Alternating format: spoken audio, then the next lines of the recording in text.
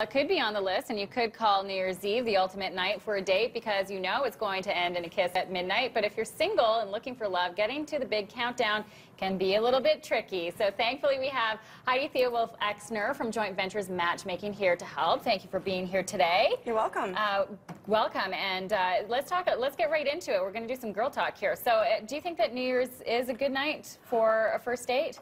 I'm not so sure about first date. It's a really good night to get out and mingle. Right. I would definitely recommend that. If you're single, get out there, meet new people. It's time to let everything, all the baggage, kind of be checked at the door and start fresh. Yeah, start fresh with a new year. So what do you think is the best way to approach tonight if you are going out with some of your friends and maybe with the intention of meeting someone?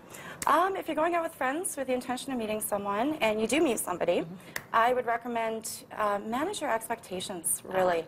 That's the big thing. So make sure that if you do end up with somebody at the end of the night, that a New Year's kiss is meaning the same thing to both people.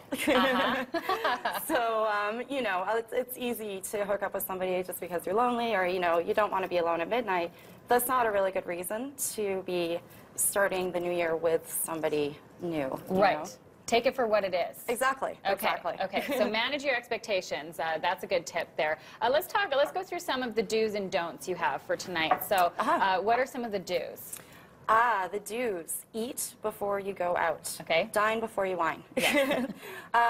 Once again, it's common sense. If you're anticipating having a few beverages or whatever, then, I mean, obviously you're going to be fueled for the evening and you're going to be a better version of yourself. So it's putting your best foot forward to be able to party through the night kind of thing. Okay. So dine before you wine. I like that. How about some of the don'ts, some of the things people should look out for? Well, further to dine before wine, I would say avoid premature intoxication. That happens on New Year's Eve? It does. Yeah, nobody likes to babysit, and especially not to babysit a date. So you're going to feel better the next morning, you're going to start the new year on the right foot, and all of that great stuff. And yes. Yeah. It might make you a better dancer, but it won't make you a better date. You might think. You might think it makes you a better dancer. So if you do end up meeting someone on New Year's Eve, do you think it's a presumption to angle for that kiss at midnight? No, I don't think so. I mean, obviously, it's what people do. It's the kiss at midnight. So building up to that moment, just make sure you keep it PG. That's, you know, that's really the thing.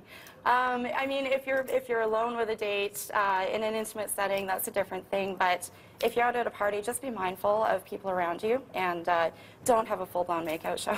Right. Nobody wants that. Nobody needs that. Okay, so how can you build a lasting relationship? Do you think it's possible if you meet on such an emotionally charged night that you can actually start something? Absolutely. You can start something off of any night, really. And New Year's is no exception. So if you meet the right person, then it's a great story to tell later on as well. It is a great story. Well, best of luck to you if love is in your New Year's resolutions. Thank you very much, Heidi, and great to see you, of course, from Joint Ventures Matchmaking. An early Happy New Year to you. And you as well. And all the best in 2014. Now,